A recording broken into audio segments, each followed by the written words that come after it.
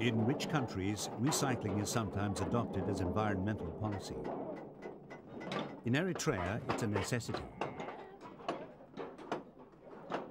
Among the poorest people on earth, Eritreans need to use all their available resources just to survive. A constant succession of war, drought and famine has drained the country and sapped the willpower of some of its citizens.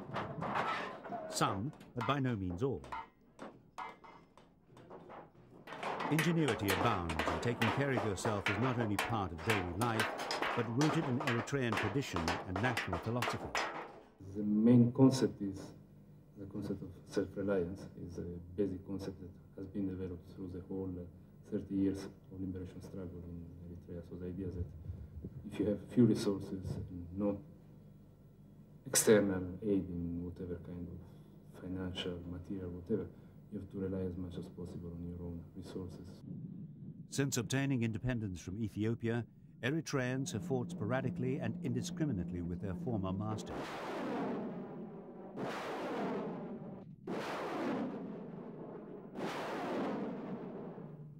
The latest clashes led eventually to a ceasefire accord in mid-June and United Nations involvement in plans to bring a permanent end to the fighting. But separatist struggles produce a bitterness on both sides that can easily erupt at the slightest provocation. Eritreans have grown up surrounded by the wreckage of war and can fall prey to the debris many years after the battles have ended.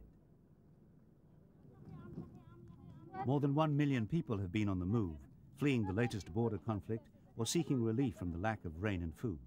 So at least 1/3 of the population is officially classed as displaced. Simultaneously, many of the most able-bodied men and women have been on the front lines, leaving the old and young to care for each other. Huge camps have appeared, and with them a massive need for help.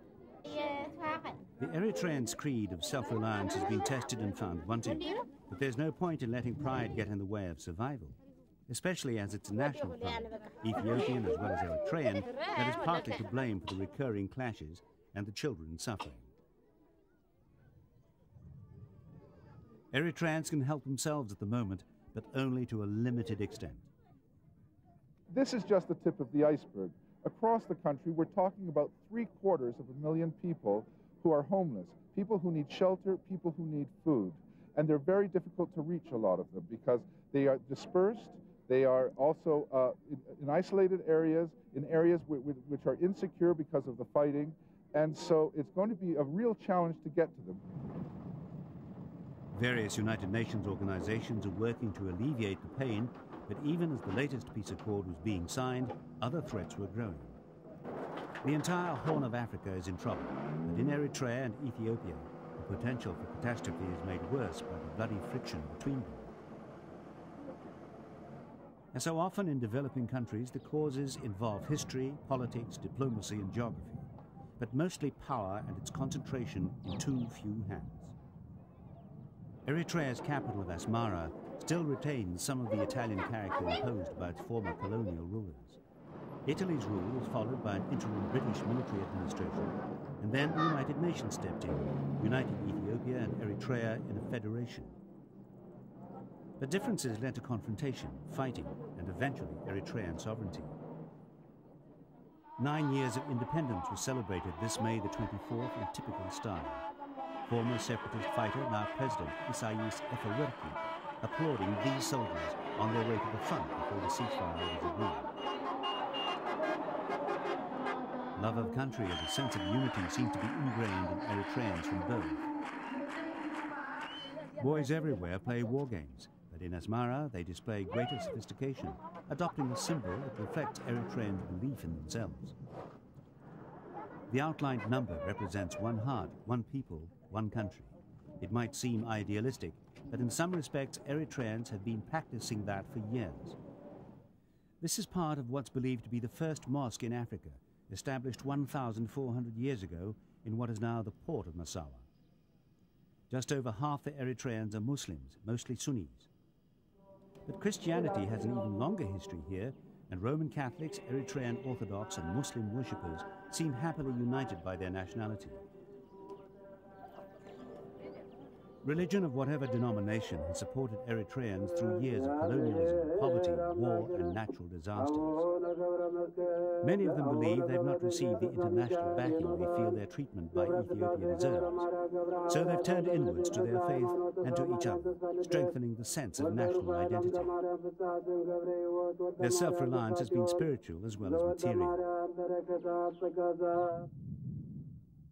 Not far from Asmara is a practical example of how Eritreans are trying to take care of themselves with a little international expertise on the elaborate estate. Traditional practices are adapted, but it's the Eritreans, not the land or methods, who have most impressed Norwegian manager Morgan Hoff. The main potential here in this country is the people. They are hardworking people, and they are united, strongly united in one goal, which is to develop the country.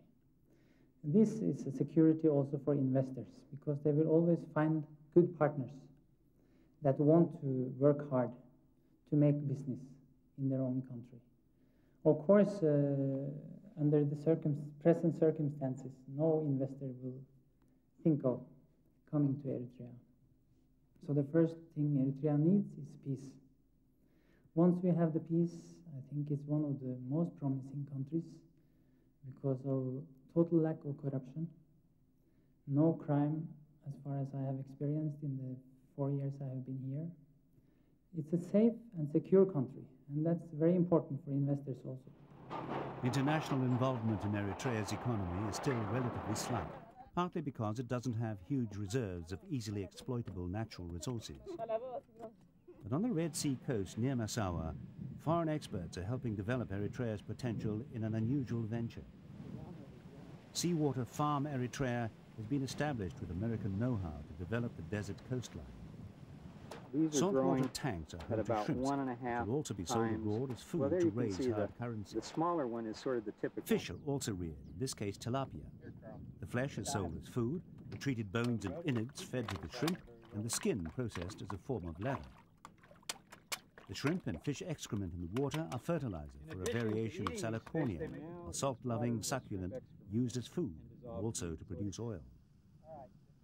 Mangrove tree seeds have also been planted to help make this section of Red Sea coastline green. The fourth and final use of the water is irrigation. Population spread and so do deserts, leading to a constant battle between man and nature. Eritrea can't afford high technology, so has to make do with lower cost, sustainable forms of development.